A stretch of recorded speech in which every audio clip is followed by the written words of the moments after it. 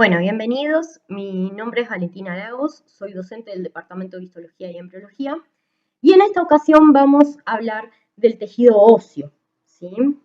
Bien, vamos a empezar definiendo qué es el tejido óseo. El tejido óseo no es nada más ni nada menos que un tejido conjuntivo denso, ¿sí? Y que, como todo tejido conjuntivo, presenta células, está compuesto por células y matriz extracelular. La característica distintiva del tejido óseo y que lo diferencia del resto de los tejidos conjuntivos es que la matriz extracelular en este caso está mineralizada, ¿sí? Está calcificada. Y eso le aporta distintas propiedades a este tejido, por ejemplo, que sea un tejido duro, que sea un tejido fuerte, a la vez que sea liviano. Todas esas propiedades van a ser responsables de la función de este tejido, ¿sí? De nuevo, esto se lo recalco porque seguramente lo hayan visto en los teóricos de tejido conjuntivo anteriores, pero de nuevo, la función de los tejidos conjuntivos dependen de las características de la matriz extracelular. Bien, entonces cuando decimos función del tejido óseo, seguramente ustedes enseguida piensen, sí, forma el esqueleto, ¿verdad? Forma los huesos, forma el esqueleto, locomoción, pero ¿por qué es esto? Está bueno en asociar todo lo que es la estructura con la función. Entonces, es verdad, sí, que el tejido óseo, bien, la matriz extracelular al ser mineralizada, le ofrece la gran cantidad de colágeno que tiene, hacen que sea un tejido firme, duro, capaz de ofrecer sostén y protección, pero a la vez que sea un tejido muy liviano, ¿sí? Entonces, todo eso, todos esos aspectos lo hacen ideal para ser el componente estructural del sistema esquelético, ¿sí?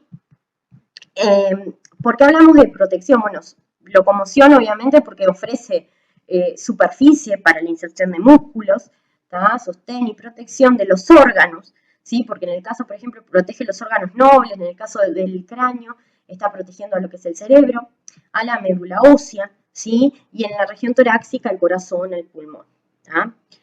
Ahora, estas funciones, ¿sí? Las funciones del tejido óseo no solamente son mecánicas, ¿sí? Como la de sostén, locomoción, protección, sino que también tienen una función muy importante en el mantenimiento de la homeostasis del fosfato y el calcio.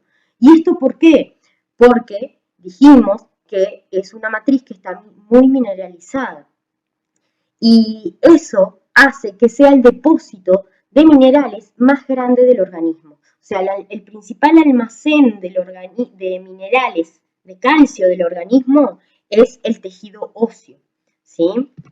Ahora, durante esta clase vamos a intentar ir disecando los distintos elementos del tejido óseo, ¿sí? La matriz extracelular, las células, el periósteo, el endostio, para luego entender e ir viendo cómo estos elementos se pueden organizar en dos tipos de tejido óseo distintos existentes, que son el tejido óseo compacto y el trabecular. Ahora bien, vamos a empezar por lo que es la matriz extracelular. En el tejido óseo, la matriz extracelular tiene dos componentes. Hay un material orgánico, que forma la matriz orgánica, y un material inorgánico, que forma la matriz inorgánica, ¿sí?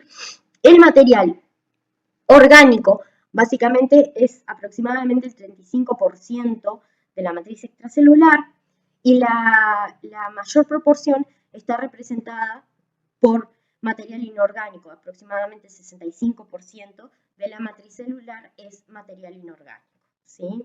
Bien, entonces, en cuanto a la matriz orgánica, ¿sí?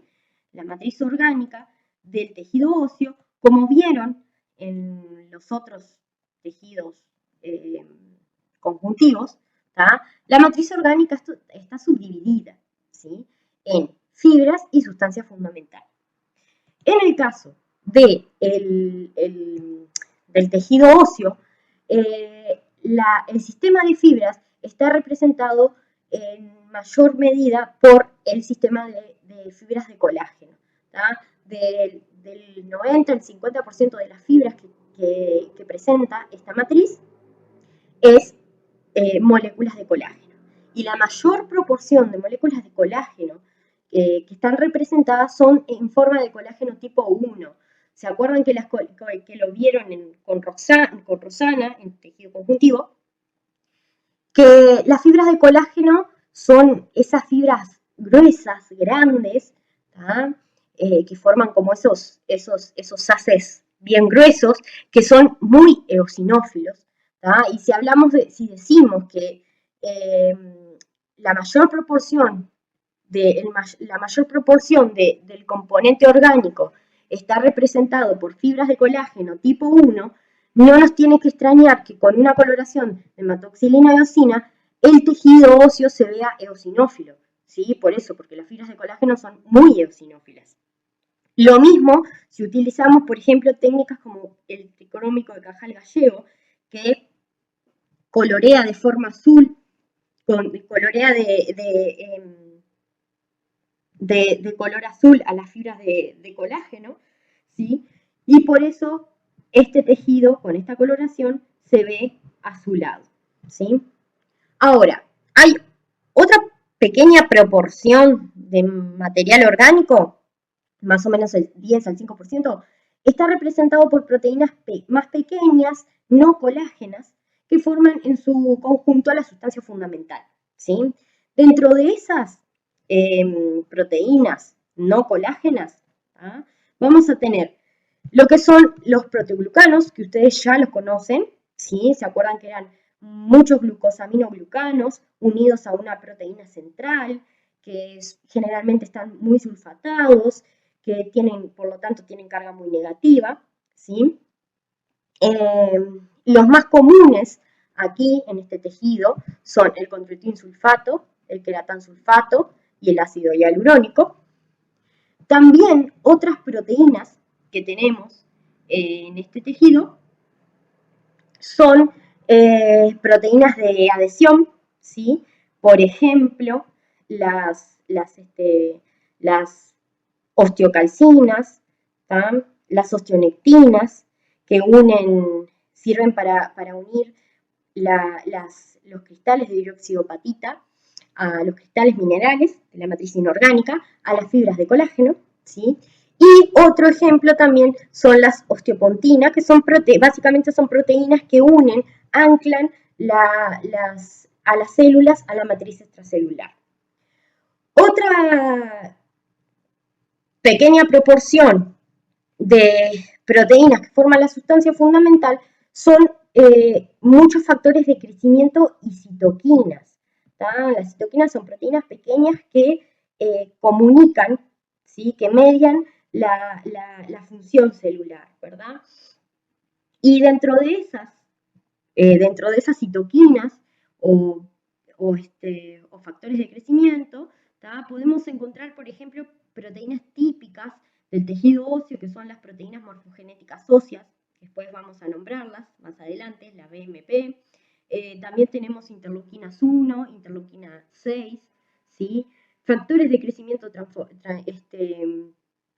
transformante beta, el TNF-beta, ¿sí? TNF-alfa, o sea que hay muchos factores de crecimiento y citoquinas que están formando naturalmente parte de la sustancia fundamental.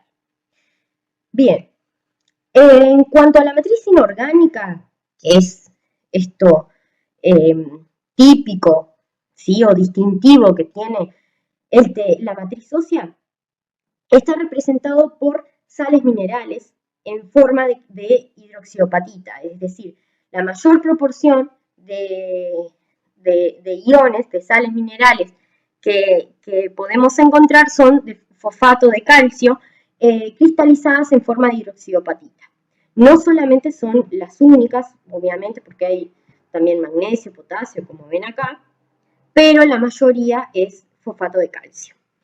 Esto hace que el tejido óseo tenga un rol muy importante, como ya dijimos, en el mantenimiento de la homeostasis del calcio en el organismo, porque es el principal almacén. Prácticamente el 99% del calcio está almacenado en el tejido óseo, ¿sí?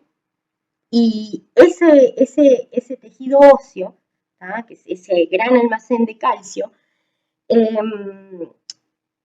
es capaz, ¿sí? O sea, de mediar la movilización de esas sales desde el hueso hacia el sistema sanguíneo y desde el sistema sanguíneo hacia el hueso. O sea que el calcio se moviliza continuamente dependiendo de las necesidades del organismo, ¿sí? Para cumplir las distintas funciones. O sea, vale recordar que el calcio es un ion sumamente importante en la actividad celular. Por ejemplo, no sé si recuerdan del año pasado, cuando pasaron por biología celular, pero el calcio es fundamental para los procesos de secreción, no solo de las glándulas, sino, por ejemplo, también en lo que son las secreciones de las vesículas sinápticas, ¿sí?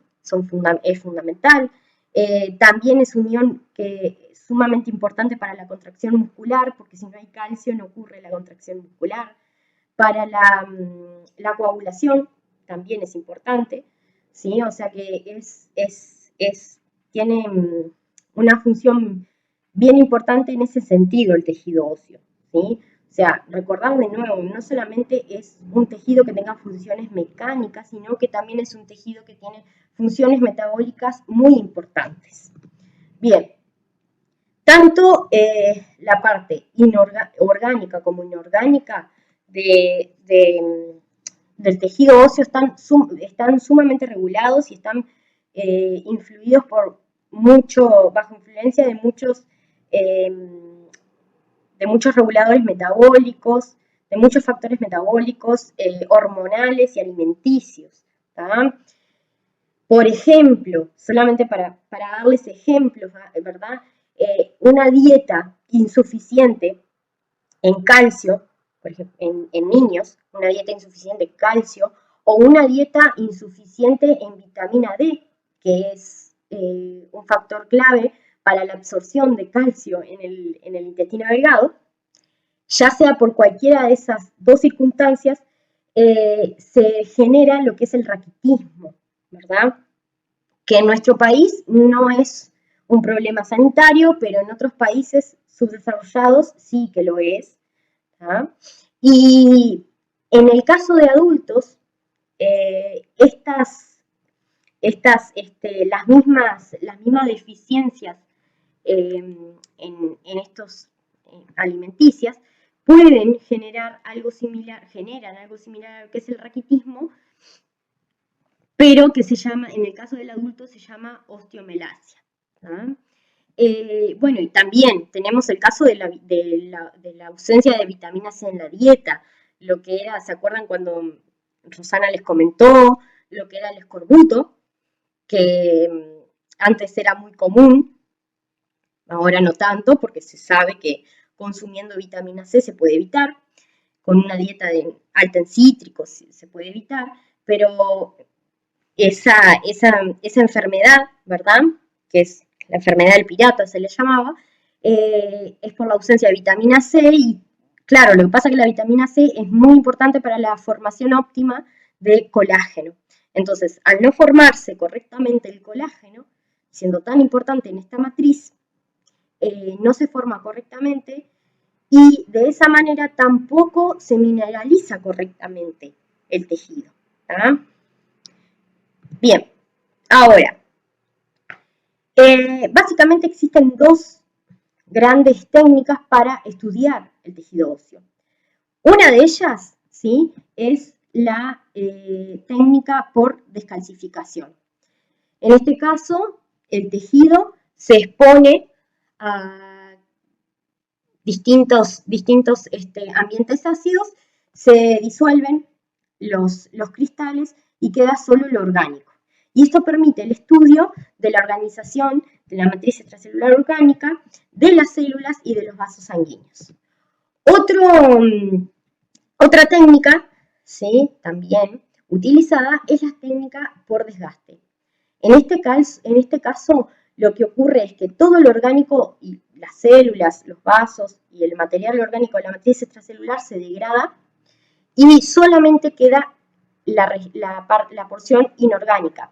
El hueso seco, ¿sí?, se empieza a desgastar y se generan finas láminas, y esas láminas se pueden observar perfectamente en el microscopio óptico, ¿sí?, obteniendo estas imágenes, obteniendo imágenes como las que tienen acá. Bien. Ahora, básicamente, con estas dos técnicas podemos estudiar la organización y distribución de esa matriz extracelular en el tejido, ¿sí? Y estas técnicas nos permiten ver que tanto ya sean por descalcificación como por desgaste se ve mucho mejor, ¿tá? Pero se pueden observar pequeñas cavidades, ¿sí? Estas son pequeñas cavidades en la matriz extracelular. Y esas pequeñas cavidades que se llaman osteoplastos, plasto quiere decir cavidad, son las lagunas que alojan a las células óseas maduras, los osteocitos. ¿tá? Los osteocitos van a estar alojados dentro de esas pequeñas cavidades y a su vez esos osteoplastos, esas cavidades, van a estar comunicadas entre sí por pequeños túneles, delgados y pequeños túneles que se ven acá como hilos oscuros que salen de esta cavidad, que son los canalículos óseos. La matriz extracelular está completamente formada, está completamente interrumpida, ¿verdad? O sea, atravesada por estos canalículos óseos que comunican que comunican a los osteoplastos vecinos. Y de esa forma se forma una red de comunicación bien importante, manteniendo la comunicación de las células que están dentro de ellos. Eso es fundamental en este tejido, porque la matriz extracelular ósea, al ser mineralizada, no permite la difusión de sustancias, de moléculas, al contrario que lo que ocurría en cartílago, que ni siquiera el tejido no precisaba estar vascularizado porque la difusión de nutrientes y de otras moléculas ocurría simplemente a través de la matriz extracelular. En este caso no es así, ¿tá? Y por eso es tan importante la comunicación entre los elementos celulares de este tejido. Entre los elementos celulares y los elementos vasculares, ¿verdad?, de este tejido. Bien, ahora, con respecto a las células de este tejido, del tejido óseo. Bueno, dentro de las células del tejido óseo vamos a tener dos grandes linajes o estirpes celulares distintas, ¿sí? Por un lado tenemos todo lo que está acá arriba, que es la estirpe osteoblástica, que deriva de una misma célula. En realidad cada uno de ellos son estadios distintos de diferenciación o de maduración de una célula osteoprogenitora, ¿sí? Y después tenemos una estirpe distinta que es la estirpe osteoclástica, ¿sí? Vamos a empezar hablando de las células osteoprogenitoras. Las células osteoprogenitoras son células planas, ¿tá? Son células no son muy diferenciadas, son células que no tienen una gran cantidad de citoplasma, son medias, no son muy grandes, ¿tá? Son células planas, con núcleos alargados, con pocos organelos en el citoplasma, y son células que derivan de las células mesenquimales, ¿tá? De células mesenquimales que son células indiferenciadas, que son capaces de dar origen tanto a la línea muscular, a células cartilaginosas, a células adiposas, pero que bajo las influencias de estos factores que están acá, punteados, ¿tá? Pueden diferenciarse en la línea de osteoblastos, ¿tá? Obviamente se diferencian primero en células osteoprogenitoras y luego continúan su diferenciación a osteoblastos y luego a osteocitos. Bien, obviamente por eso mismo Estas células osteoprogenitoras, que derivan de las células madre mesenquimales, son las precursoras de los osteoblastos. Y a su vez los osteoblastos pueden llegar a diferenciarse en osteocitos. ¿Dónde se encuentran? Bueno, son células que se encuentran, que están, ¿verdad?, formando parte de lo que son las superficies, ¿sí?, externas e internas del hueso. ¿Sí? O sea, después vamos a ver que las superficies internas y externas del hueso, o sea, del tejido óseo, van a estar tapizadas por una suerte de vainas, que son vainas fibrosas celulares, en donde se localizan estas células, ¿sí?, estas células osteoprogenitoras. Cuando están en la superficie externa se van a llamar células periósticas, y cuando están en la superficie internas vamos a ver que se van a denominar células endosteales, ¿sí? Ahora, una vez que estas células, ¿verdad?, sufren un proceso de diferenciación a través de distintos factores, por la estimulación de estos factores, ¿sí?, son capaces de diferenciarse en células secretoras, ¿tá?, en osteoblastos.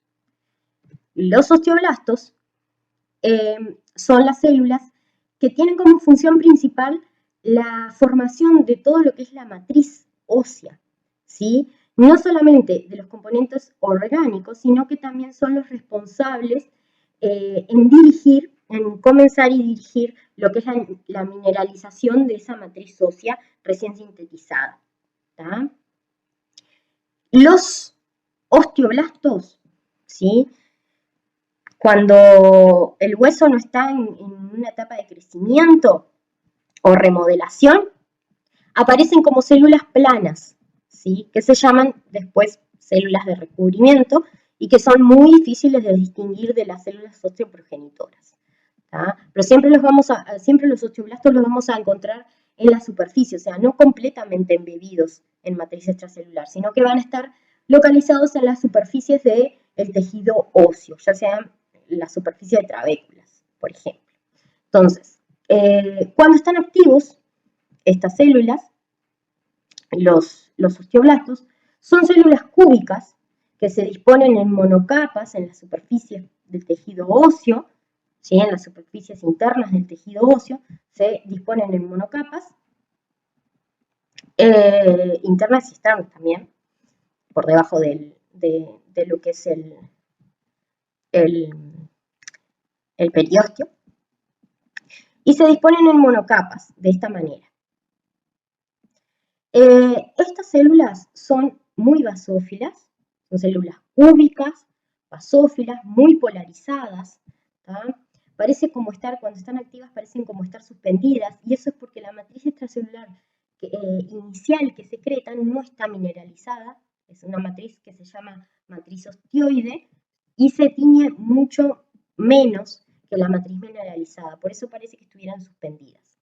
Son células, como les dije, células basófilas, y eso es por la gran cantidad de retículo endoplasmático que tienen debido a la función de síntesis, ¿verdad?, de proteínas y glicoproteínas que tienen. Lo que a veces se ve es que estas células generalmente tienen un gran aparato de Golgi, ¿verdad?, porque vimos que muchas de las proteínas que forman la matriz extracelular están muy glicosiladas. ¿Tá? Por lo tanto, el aparato de Golgi de estas células es muy grande y muchas veces se ve, no sé si ustedes lo pueden distinguir en sus pantallas, pero se ve como una burbuja, ¿tá?, más clara por encima del núcleo, ¿sí? Bien, ahora, si nosotros nos ayudamos con la microscopía electrónica, podemos ver estos elementos en la ultraestructura, ¿verdad? O sea, tenemos gran cantidad de mitocondrias, son estos elementos de acá, gran cantidad de cisternas del retículo endoplasmático rugoso, un aparato de Golgi muy grande, ¿tá?, y el núcleo que es bastante descondensado, ¿verdad? Bien. Ahora, estas células empiezan a sintetizar matriz extracelular, ¿verdad? Y empiezan a quedar inmersas en esa matriz extracelular. Esa matriz extracelular al principio no está mineralizada, pero luego de un tiempo estas células, los osteoblastos, empiezan a secretar vesículas que en su interior tienen fosfatasa alcalina. Y la fosfatasa alcalina es una proteína que contribuye a generar un ambiente propicio para que se genere la formación de los cristales de hidroxiapatita, ¿sí? Son células que están altamente reguladas, ¿tá? Obviamente. Tienen muchos receptores para hormonas y factores, por ejemplo, para la vitamina D, tienen receptores para las hormonas paratiroideas, que son las máximas reguladoras de la homeostasis del calcio. Son hormonas secretadas por las células principales de la paratiroides, ¿sí? Y además tienen receptores para factores de crecimiento, ¿sí? Y factores de diferenciación también, ¿tá? Para muchas citoquinas. Bien, estas células tienen prolongaciones, empiezan a emitir prolongaciones, como ven acá, ¿sí? Y esas prolongaciones empiezan a atravesar la matriz extracelular que ellas van sintetizando. Y se encuentran con prolongaciones de otras células, por ejemplo, de células diferenciadas de osteocitos, y se unen a través de uniones comunicantes, uniones nexo, a través de conexones con las otras células, con las prolongaciones de osteocitos. Pero además también se unen entre sí, o sea, los osteoblastos adyacentes se unen por uniones de hendidura y uniones comunicantes con osteoblastos, con los osteoblastos vecinos, ¿verdad? O sea que hay una comunicación bien importante en ese sentido. Bueno, una vez los osteoblastos empiezan a sintetizar, a secretar matriz extracelular, llegan a secretar casi como 3 veces su volumen en matriz extracelular, y a la misma vez empiezan a emitir prolongaciones, más prolongaciones, empiezan a disminuir su tamaño, empiezan a disminuir el contenido de organelos dentro de su citoplasma, ¿tá? Porque cada vez sintetizan menos matriz extracelular, quedan completamente embedidos en esa matriz extracelular calcificada y se pasan a llamar osteocitos. Los osteocitos son las células maduras del tejido óseo, ¿tá? Son células que más o menos su diferenciación desde osteoblastos a osteocitos demora como 3 días. En esos 3 días ocurren estos procesos, esos eventos que les contaba recién, que disminuyen su tamaño, empiezan a generar más prolongaciones, cada vez más prolongaciones, llegan a tener como 50 prolongaciones cada osteocito, y se encuentran alojados en lo que eran las cavidades osteoplásticas, ¿tá? Su morfología, ¿tá? Es muy característica porque tienen muchas prolongaciones, ¿tá? Y esas prolongaciones se encuentran, o mejor dicho, discurren dentro de esos túneles pequeños que habíamos hablado anteriormente, que se observaban, que son llamados los canalículos óseos. Por esos canalículos óseos transcurren las prolongaciones de los osteocitos, y las prolongaciones de los osteocitos, ¿sí? De un osteocito, se van a comunicar con las prolongaciones de los osteocitos adyacentes, porque se encuentran dentro de los canalículos, se encuentran y se comunican a través de uniones comunicantes o uniones nexo, ¿tá? O sea, a través de lo que son las familias de conexones. Además, estas células son capaces de generar este tipo de uniones también, ¿sí? De hemiconexones o heminexos en su membrana, comunicando su citoplasma con la matriz extracelular. O sea que también se comunican a través de uniones, ¿sí? Comunicantes con los componentes de la matriz extracelular.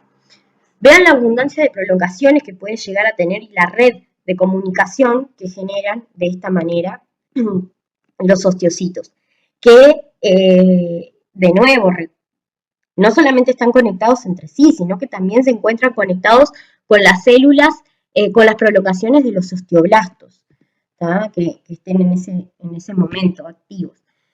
Bien, no todos los osteoblastos se diferencian en osteocitos, pero los que sí llegan a vivir aproximadamente de 10 a 20 años. Esa más o menos es la vida útil, la vida media de estas células, de los osteocitos.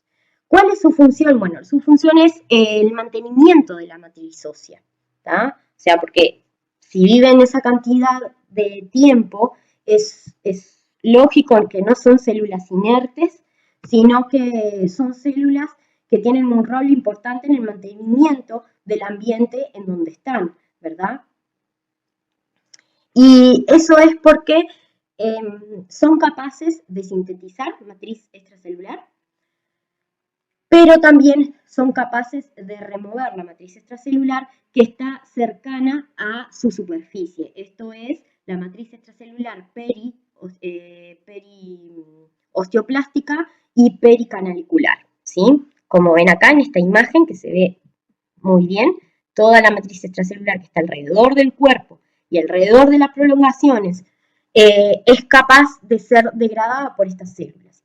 ¿Por qué? Porque estas células lo que hacen es sintetizar y secretar metaloproteasas, que son enzimas que degradan la matriz extracelular, ¿sí? Obviamente, este ciclo de formación y remoción de matriz extracelular va a ser dependiendo de las necesidades del organismo, ¿verdad? Y va a ser altamente regulado por distintos factores hormonales y también y por citoquinas, ¿verdad? Bien. Otra función, ¿sí? No solo, además de la remodelación osteocítica, es el mecanismo de mecanotraducción. ¿Tá? ¿Qué quiere decir esto? Que estas células son capaces de transformar lo que es la energía mecánica en energía química. ¿Y para qué precisan eso? Bueno, la idea es que los huesos que están más sometidos, dentro de los canalículos, corre con una pequeña cantidad de líquido, ¿tá? Dentro de las cavidades de los osteoplastos también. Entonces, cuando un hueso determinado o una región del hueso está sometido a soportar una fuerza bastante grande, ¿sí? Ese líquido, la fuerza generada contra esa región del hueso, genera un movimiento en el líquido intracanalicular. Y eso hace que se abran distintos canales en la membrana, distintos canales iónicos en la membrana de los osteocitos. Eso genera un aumento, por ejemplo, en el calcio intracelular, y ese aumento de calcio intracelular termina generando lo que es todo un potencial de membrana, un potencial transitorio, un potencial de flujo, que genera a su vez la apertura de más canales dependientes de voltaje. Entonces, todo eso hace que aumente la cantidad de ATP, ¿sí? Y que se empiecen a secretar distintos factores de crecimiento, por ejemplo, proteínas morfogenéticas del hueso, ¿tá? Y distintos factores, por ejemplo, que se expresen los genes de los factores de crecimiento similares a la insulina. Entonces, de esta manera se estimula a los osteoblastos, a células osteoprogenitoras, a diferenciarse en osteoblastos, ¿tá? Y generar mayor depósito de matriz ósea en esas regiones, ¿tá? Además de que estas células también van a empezar a depositar matriz ósea. Eso hace que es como bien inteligente el tejido el tejido en este sentido, porque lo que hace es fortalecer a aquellas regiones, aquellos sectores del hueso que están soportando una fuerza mayor, ¿verdad?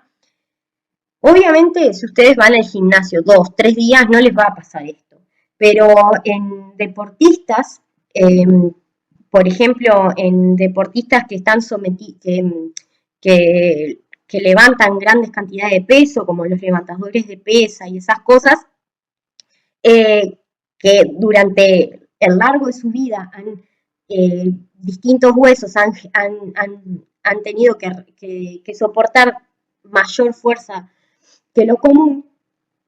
Esto ocurre, ¿sí? Y esas regiones se ven fortalecidas por este mecanismo. Lo mismo pasa, pero al contrario, por ejemplo, en pacientes que están mucho tiempo sin moverse, en cama, mucho tiempo, y que la ausencia de fuerza mecánica a estas células estimula a que las células remuevan la matriz ósea, ¿sí? O sea que generan como lo contrario. Bueno, es como que, bueno, si no se usa es porque no se precisa, ¿tá? Entonces, tienen una función bien importante en el mantenimiento óseo en ese sentido. Ahora, en cuanto a la remodelación osteocítica, decimos remodelación porque antes se le decía osteólisis, pero en realidad no solamente cumplen la función de degradar, es más que nada remodelar, ¿sí? Entonces, en este proceso, gracias a la microscopía electrónica, se han visto que los osteocitos presentan 3 estados funcionales diferentes, ¿tá? O sea, son como estados funcionales distintos. Por un lado, tenemos un estado latente, que la célula no presenta una gran actividad, ¿sí? Por lo tanto, el citoplasma, ven acá, el citoplasma está en muy pequeña proporción, ¿sí? Es un citoplasma pequeño, tiene pocos organelos, los básicos, para subsistir, y yo no sé si ustedes se dan cuenta, pero esto es la región, el borde de la membrana de la célula. Y esto es el borde, ¿sí? Mineralizado, es bien el borde del límite de la cavidad del osteoplasto. Ese límite se le dice lámina osmófila, ¿tá? Y se ve claramente en los osteocitos en este estado. En el caso de que los osteocitos sean estimulados para sintetizar matriz extracelular, que es lo que se llama el estado formativo, claro, acá tiene que aumentar mucho la proporción de organelos encargados de la formación de esa matriz extracelular. Entonces, aumenta la cantidad de citoplasma, dentro del citoplasma aumenta la cantidad de retículo endoplasmático y de Golgi, del aparato de Golgi, y se empieza a ver como una suerte de borde, como que el borde no está limitado perfectamente de la cavidad, hablamos de la cavidad, sino que es un borde como muy irregular, por lo tanto no tenemos esa membrana osmiófila que teníamos en este estado celular, en el estado formativo no se observan en la lámina osmiófila, sino que se observan como una suerte de matriz muy irregular alrededor de la célula. El lado contrario puede ser que la célula sea estimulada para resolver, y es lo que se llama el estado resortivo. Esta célula también, este osteocito en este estado también va a tener una gran cantidad de citoplasma, mucho retículo endoplasmótico rugoso, obviamente va a tener más cantidad de vesículas lisosomales porque son las que contienen las enzimas que van a degradar la matriz extracelular, y en esta región se observa, en este estado también se pueden observar, no tan claramente como en el estado latente, pero más leve, pero se observa un límite claro, una lámina que define el límite claro de la cavidad, que es la lámina osmiófila que habíamos hablado, ¿sí? Bien, ahora, no todos los osteoblastos llegan a diferenciarse en osteocitos, solamente el 15, el 10%, ¿tá? La mayoría de ellos sufre apoptosis y otra pequeña proporción queda recubriendo las superficies del tejido óseo, ¿sí? Y llamándose células de revestimiento óseo. Esas células de revestimiento óseo son muy difíciles de diferenciar de las células osteoprogenitoras que están junto a ellas, ¿tá? Que también se alojaban en la superficie, ¿verdad? Y se cree que son importantes en cuanto al mantenimiento metabólico de los osteocitos, porque están muy comunicadas, o sea, la comunicación entre las prolongaciones de estas células de revestimiento y los osteocitos se mantienen, ¿sí? Esas comunicaciones por nexo, por los conexones, y se cree que regulan todo lo que es el mantenimiento del metabolismo, de la nutrición, que son responsables de la nutrición también de los osteocitos que están inmersos en la matriz cercana. Bien, en la superficie externa junto con las células osteoprogenitoras que estén ahí, van a llamarse células del periósteo, ¿tá? Y van a formar la capa interna del periósteo.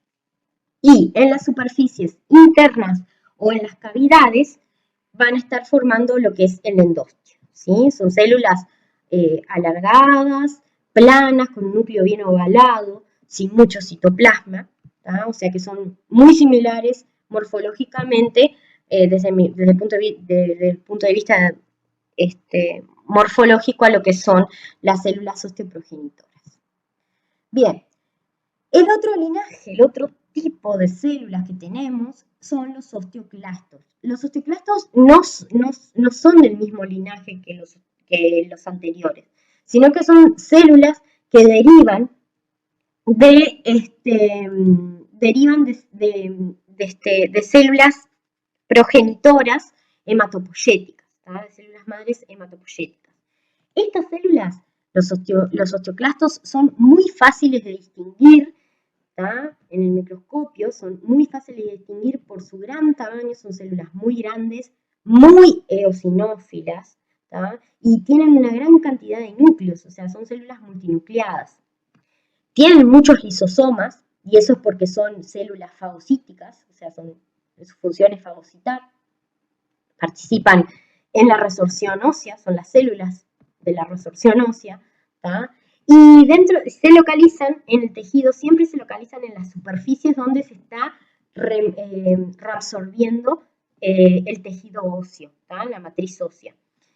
En esa superficie, cuando estas células se activan, generan como una excavación que se llama laguna de Hounsfield o simplemente espacio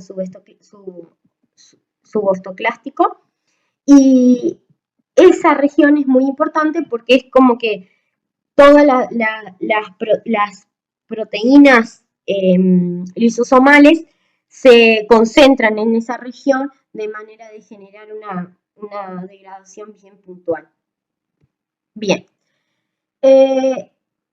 Estas células son muy polarizadas. ¿Por qué decimos que son polarizadas? Porque tienen una región como más basal, que está contraria a la zona de apoyo en el hueso, ¿sí? Es como la región celular que está contraria a la matriz ósea, donde se apoyan estas células. Presentan gran cantidad de núcleos, generalmente están como en esa región más basal, ¿tá? Y en la región más apical presentan una gran cantidad de prolongaciones citoplasmáticas que parecen como si fueran una cierta suerte de vellosidad, ¿tá? Y que obviamente, si hablamos de que una célula tiene muchas prolongaciones en una región, es por lo que está buscando es aumentar el área superficial, ¿tá? Esa región se tiñe muy levemente, por eso se ve como más clara en el microscopio óptico, y se llama borde fruncido, ¿tá? Y es por por la región donde se liberan, ¿sí? Es la región que está en contacto estrecho con la matriz extracelular del hueso y que es por la región que se genera la liberación de todas estas proteínas lisosomales que en última instancia generan la degradación de las fibras de colágeno y de las proteínas de la sustancia fundamental. Bien, tienen una gran cantidad de mitocondrias. Esta imagen se las puse para que vieran la cantidad de mitocondrias que presentan estas células. Son muchas. Y eso vamos a ver ahora porque precisan tanto ATP cuando hablemos un poquito de lo que es la actividad de reabsortiva. Ahora, dijimos que estas células no derivaban de células osteoprogenitoras, nada que ver. Vienen de células progenitoras mieloides, de la médula ósea, o sea, son células madre hematopoyéticas de la médula ósea que se activan por distintos factores. Esas células también dan a lo que son el linaje de los monocitos y de los granulocitos, o sea, por ejemplo, de los neutrófilos, basófilos, eosinófilos, ¿sí? Esas células madres progenitoras de granulocitos y monocitos son activadas por distintos factores, se empiezan por distintas moléculas, por ejemplo, interleuquinas, o factores de necrosis tumoral, y factor de crecimiento de células,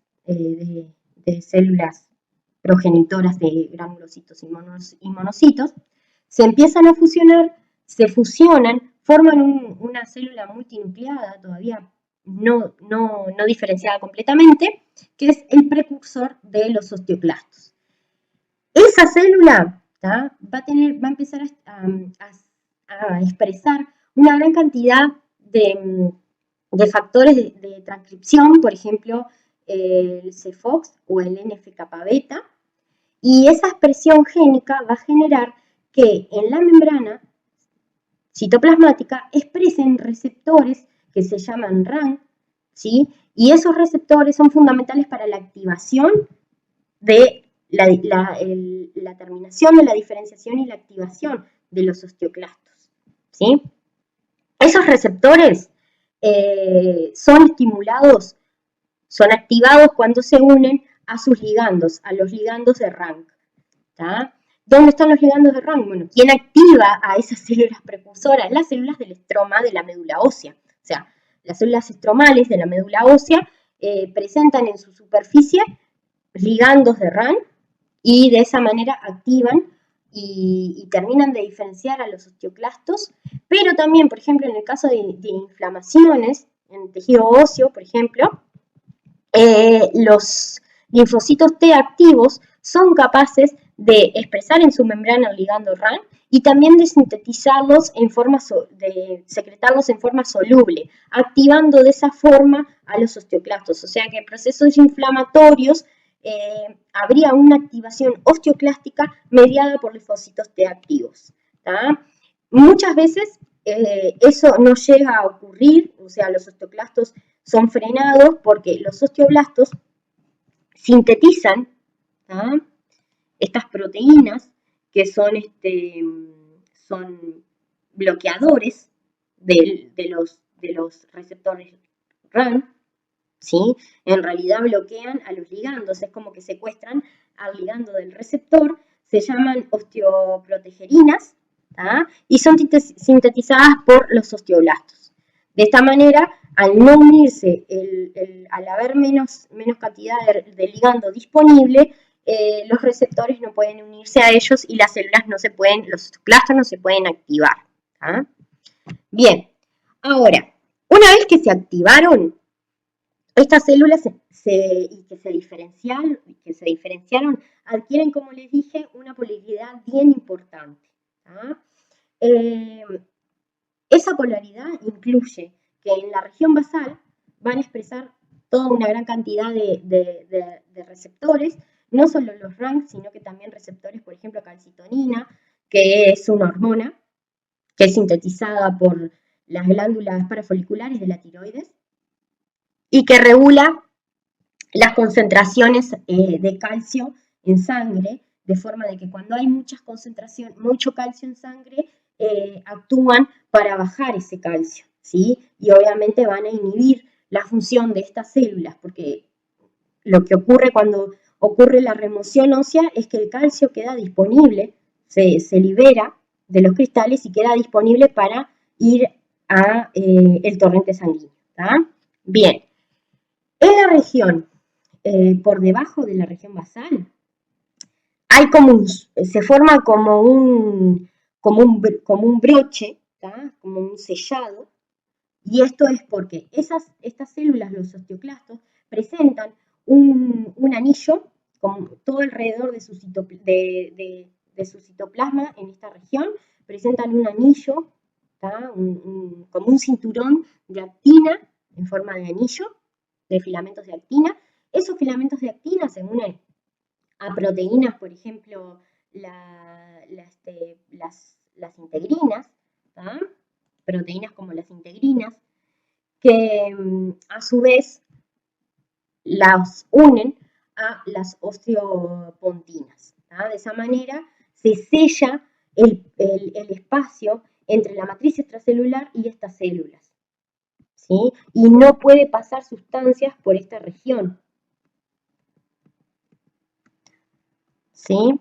No hay pasaje de sustancias por esta región, queda sellado. Entonces, de esa manera aislamos el compartimento, ¿sí? su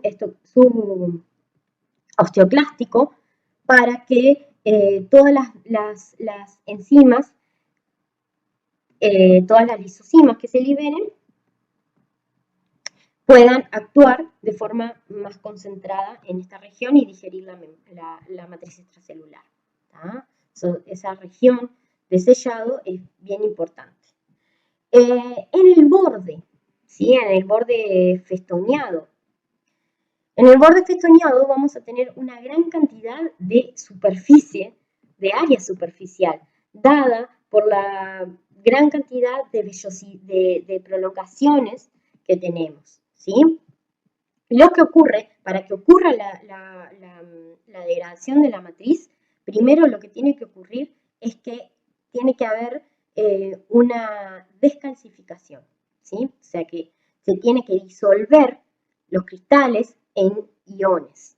Y esa descalcificación se genera gracias a que estas células en su citoplasma tienen esta enzima, ¿sí? La anidrasa carbónica 2, que lo que hace es transformar el agua y el dióxido de carbono en bicarbonato y protones.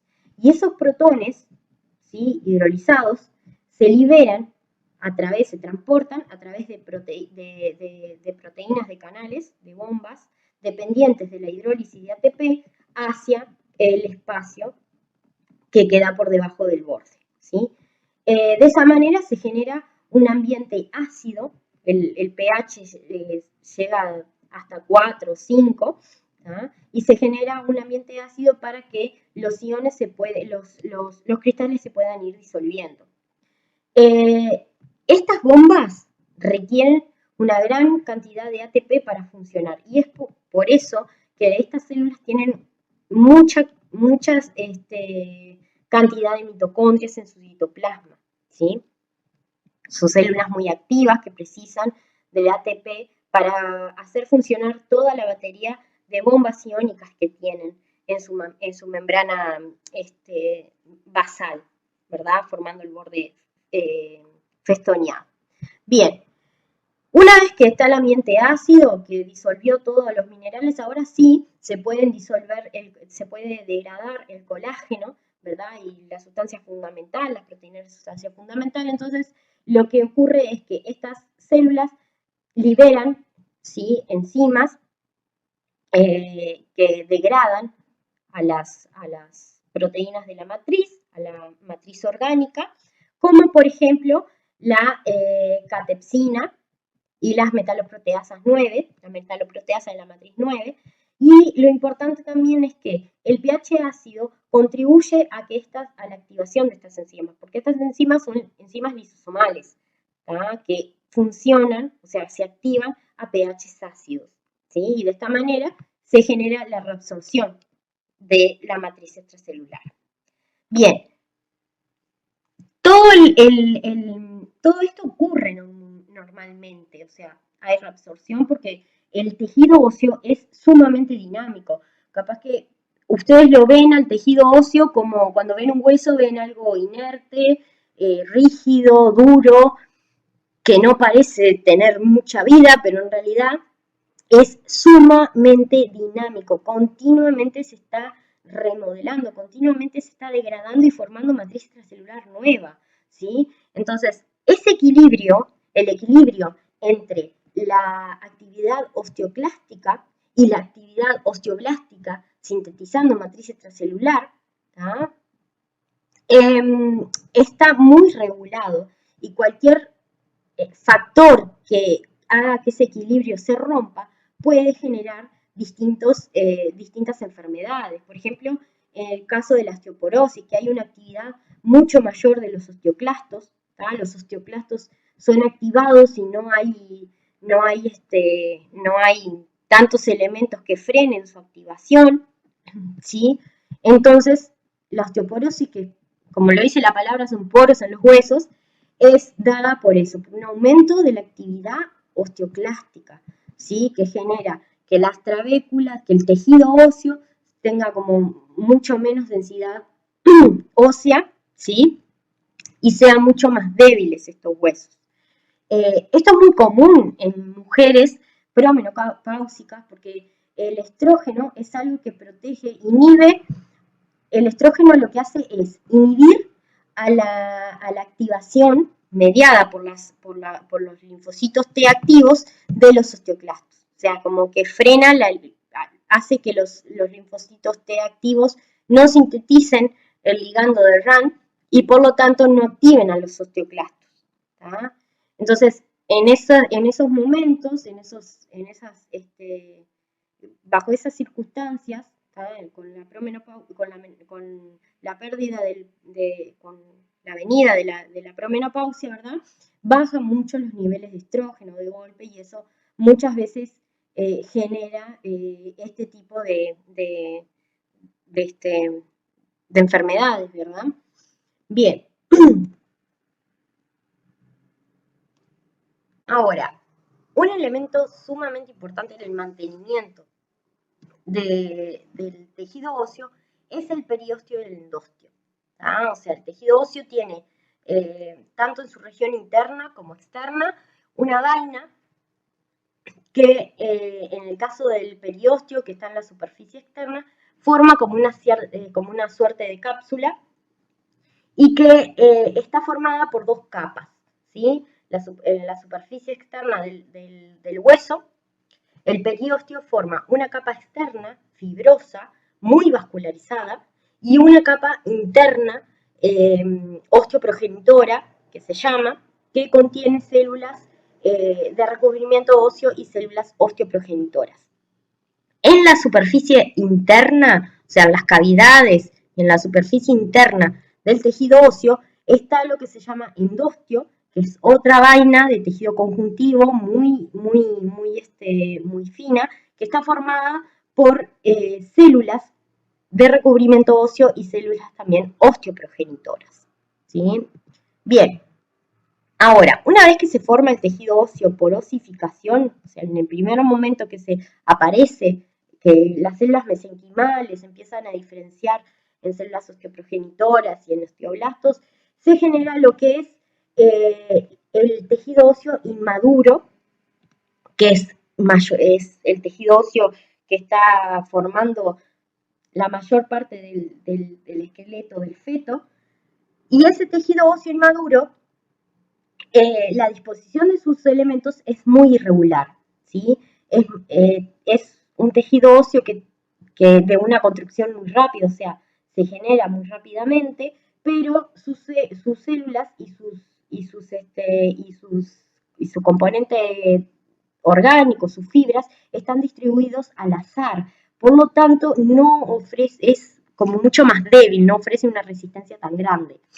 Ese tejido es mucho más celular que el tejido maduro, ¿tá? O sea, tiene una proporción de células muy grande con respecto a su volumen y tiene una gran cantidad de matriz de sustancia fundamental, o sea, Acá lo que predomina en este tipo de tejidos inmaduros es la sustancia fundamental con respecto a las fibras. Por lo tanto, si se acuerdan, la sustancia fundamental estaba formada en su mayor parte por glucosaminoglucanos. Y los glucosaminoglucanos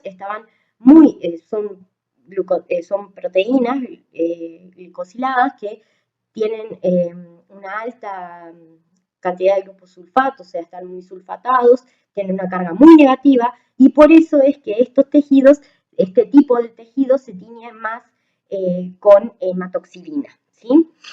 Una vez que se forma este tejido, va a ser sustituido, o sea, por procesos de remodelación, va a ser sustituido por un tejido óseo maduro o laminillar. ¿Por qué se llama laminillar? Bueno, porque el tejido óseo maduro, que es este que tenemos acá, es un tejido óseo que la matriz extracelular, los componentes de la matriz extracelular y las células se organizan en capas, en laminillas, ¿sí? Ese tejido óseo demora un poco más en formarse y es un tejido óseo mucho más resistente, ¿sí? Tiene una menor proporción de células y tiene una gran cantidad de fibras con respecto a la sustancia fundamental. Por lo tanto, además, se mineraliza mucho mejor, ¿sí? Y se va a teñir más con eosina. Esas láminas van a organizarse en el tejido óseo maduro, que generalmente forma la mayor parte del esqueleto del adulto. No quiere decir que sea el único, quiere decir que es el predominante, porque mucho tejido óseo inmaduro está presente en el esqueleto del adulto. Por ejemplo, en los alvéolos, ¿sí? De la cavidad bucal. O sea, la presencia de tejido óseo inmaduro en los alvéolos de la cavidad bucal es lo que permite la corrección en el proceso de ortodoncia, ¿sí? Es la base de la ortodoncia es eso, el proceso de osificación que ocurre ahí, en los alvéolos. Entonces, la mayor proporción de tejido óseo que presenta el adulto es tejido óseo maduro al laminillar. Las laminillas, esas capas organizadas de matriz extracelular, se pueden arreglar, o mejor dicho, se pueden relacionar entre sí de distintas maneras, generando así lo que es el tejido maduro esponjoso o el tejido compacto maduro. O sea, tenemos dos tipos de tejido maduro, uno compacto y otro esponjoso. Eso es fácil de visualizar y se puede ver en un hueso seco. Si ustedes observan, por ejemplo, en esta imagen, que es un corte de un hueso seco, se ve que hay dos tipos de tejido óseo. Un tejido óseo mucho más denso y compacto, que es el tejido óseo cortical o tejido óseo compacto, y una suerte de tejido óseo en forma como de esponja, con pequeñas trabéculas y cordones anastomosados que forman como una malla y que es el tejido óseo esponjoso. Las cavidades de ese tejido óseo esponjoso son cavidades que continuas, o sea, están comunicadas entre sí. Y es en esas cavidades que se aloja la matriz ósea, la médula ósea, perdón, ¿sí? Bien, ahora, ¿cómo se agrupan, cómo se organizan o se relacionan esas laminillas? Bueno, depende de si estamos hablando de tejido óseo esponjoso o tejido óseo compacto. En el caso del tejido óseo esponjoso, ¿sí? Se van a agrupar en forma, o sea, van a ser laminillas que se dispongan formando cordones, una paralela a la otra, una laminilla sobre la otra. Por ejemplo, lo que ven acá, en este sector, que es un corte transversal de una trabécula, van a ver que tienen laminillas paralelas una entre sí, formando esos cordones, ¿sí? En el caso del tejido óseo compacto, las laminillas se organizan más complejamente, ¿sí? Esto se puede ver, la diferencia de estos dos tejidos es claramente notoria. Acá tienen las espículas o cordones, ¿sí? Esas trabéculas óseas, con grandes espacios entre ellas, comunicados entre sí, y el tejido óseo compacto, que es mucho más denso, ¿verdad? Y que tiene muy pocas cavidades. El tejido óseo compacto, las laminillas, se pueden disponer de distintas formas, ¿sí? Dependiendo de si estamos en la parte más superficial o en la parte más interna de ese tejido compacto. Las laminillas en la parte superficial externa, por ejemplo, ¿sí? Interna, forman lo que son las laminillas circunferenciales o el sistema circunferencial, ¿sí? Del tejido óseo compacto. ¿tá? En la región externa, las laminillas fundamentales o circunferenciales, ¿sí? Externas, ¿tá? En la región externa, forman todo como unas láminas, ¿sí? Paralelas entre sí, rodeando toda la circunferencia del hueso. Y en la región interna, lo mismo, pero rodeando la cavidad interna del hueso. ¿tá? Forman como una suerte de algo similar a lo que serían los anillos de crecimiento del tronco de los árboles, ¿verdad? Ahora, en el interior, ¿sí? De ese tejido óseo compacto, las laminillas se organizan rodeando a canales, a canalículos. Habíamos dicho que el tejido óseo tenía una gran vascularización y que era fundamental en el sentido de que los nutrientes y moléculas no pueden difundir libremente por su matriz, ¿tá? Como sí lo pueden hacer en el cartílago. Acá no pueden. ¿tá? Entonces, por eso tienen una gran vascularización y una gran comunicación entre sí las células. Los canales vasculares del tejido óseo son los que se llaman los canales de Haber o canales osteónicos. ¿sí? Cada uno de esos canales, ¿sí? Va a estar rodeado por laminillas, se rodea por laminillas concéntricas, y esas laminillas van a formar lo que es el sistema de Haber o sistema de ostionas. Ahora, esas ostionas, que son en realidad esos sistemas osténicos que vendría a ser un conducto rodeado, ¿sí? por láminas concéntricas, van a estar comunicados entre sí por conductos perforantes o de Boltzmann que comunican a los canales de Haber entre sí.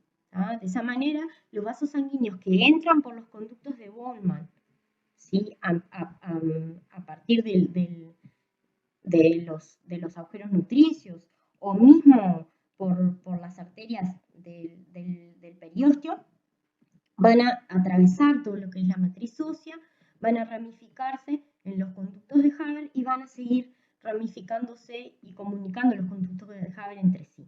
¿tá?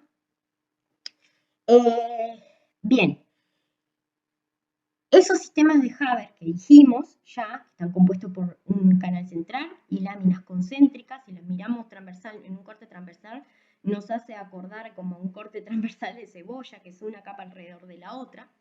Esas laminillas están formadas, o sea, las fibras de colágeno están dispuestas paralelas unas con otras, de una misma laminilla. Pero a su vez, con la laminilla adyacente, la orientación es diferente.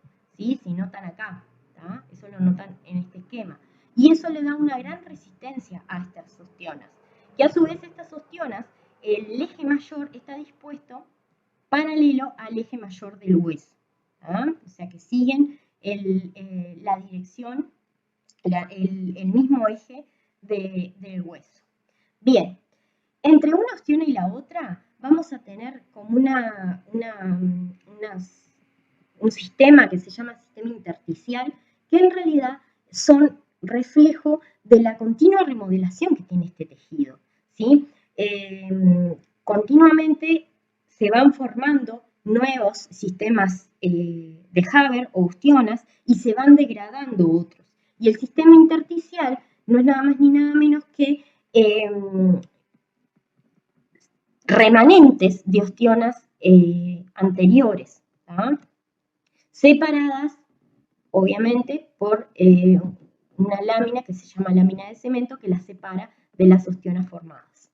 Bien, ahora, en este esquema, que es el mismo que el anterior, Podemos compararlo con, por ejemplo, con un corte de un tejido óseo por desgaste. ¿Sí? Acá lo único que vemos es matriz extracelular inorgánica, y podemos ver esos cortes transversales, los sistemas de Haber, comunicados por los conductos de Volman. ¿Ah? Y la matriz el sistema intersticial entre un sistema de Haber y el otro. ¿Ah? Recordemos, este sistema intersticial en realidad son remanentes de ostionas anteriores, de ostionas viejas, ¿verdad? Si lo sombreamos para visualizar mejor, ¿tá? Ven que están sombreados en rojo los sistemas de Haber y entre ellos en rosado los sistemas intersticiales. Lo mismo con los sistemas circunferenciales, que también se pueden distinguir en estos tipos de preparados. ¿Tá? O sea, las laminillas paralelas de la superficie que forman el sistema intersticial externo, en este caso, ¿tá? Que son el sistema intersticial externo va a quedar por debajo, inmediatamente por debajo del periósteo, y el sistema intersticial interno va a quedar inmediatamente por debajo del endostio. ¿Tá? Esas laminillas se pueden observar claramente en este preparado. ¿Sí? Vamos a tener de nuevo sistema de Haber, las laminillas externas y sistema intersticial en el interior. ¿Tá? Esto es lo mismo para que ustedes vean esos distintos arreglos de las láminas que ocurren en el tejido óseo compacto. ¿Sí? Acá tienen una ayuda porque tienen las flechitas indicando cada uno de los sistemas, pero es para que se entrenen en la visualización de la distinta organización de las laminillas, ¿verdad? Acá tenemos muchos sistemas de Haber, muchos de ellos comunicados entre sí por conductos de Volman, entre ellos la sustancia, el sistema intersticial, y por fuera, en este caso, porque es la parte externa, el sistema circunferencial, de las laminillas circunferenciales. ¿Bien? Ahora, el tejido óseo habíamos dicho que estaba ampliamente vascularizado. ¿Tá? Dijimos por qué, porque la matriz extracelular no permite la difusión. ¿Sí? Y esa vascularización inicia ya cuando el hueso empieza a formarse en el proceso de osificación, ya empiezan a penetrar en el futuro hueso por los orificios nutricios, los forámenes o agujeros nutricios, las arterias. ¿Tá? Las arterias entran al hueso en formación, se ramifican, muchas de ellas quedan ramificadas inmediatamente, formando lo que son las arterias periosteales, y entran hacia el interior ramificándose en la médula ósea. La circulación sanguínea de los huesos es centrífuga. ¿Qué quiere decir eso? Que la sangre que nutre al hueso va a ir desde la médula ósea hasta la superficie. ¿Tá? Obviamente, por los mismos agujeros nutricios que entran las arterias van a salir las venas, ¿verdad? En el hueso, a diferencia del periósteo, que sí tiene drenaje linfático, el tejido óseo de por sí, o sea, el tejido óseo propiamente dicho, no tiene drenaje linfático, ¿tá? Solo tiene drenaje sanguíneo, irrigación sanguínea. Bueno, más o menos hasta acá. Espero, gracias por la atención a los que llegaron hasta acá. En esta imagen les dejo la bibliografía, porque vale recordar que el teórico es un material de apoyo. No es el único material que tienen que consultar, ¿sí? Es un material de apoyo. Entonces, es fundamental que lean los temas en distintos libros. ¿Tá? Pueden usar cualquier libro de histología básico, les va a servir. Obviamente la parte molecular o la parte de regulación va a estar mejor en un libro más actualizado, pero pueden utilizar cualquiera de ellos. También pueden utilizar la guía virtual, o sea, el microscopio virtual, Y solo recordarles, porque seguramente ya lo sepan, ya estén informados, pero en el portal Finbo pueden acceder gratuitamente a una gran cantidad de bibliografía. Hay muchos libros, dentro de ellos histología, por lo tanto pueden acceder libremente creándose una cuenta con su correo electrónico y una contraseña y van a poder acceder, ya que en estos tiempos de aislamiento las bibliotecas están cerradas, se puede acceder de manera virtual. Bueno, muchas gracias por su atención, espero que le haya servido de ayuda para aclarar ciertos aspectos del tejido óseo y cualquier duda que tengan, tienen mi correo electrónico en la primera diapositiva, así que pueden comunicarse conmigo por ahí y consultarme las dudas que le hayan quedado de esta clase. Bueno, gracias por la atención y nos vemos en la clase siguiente.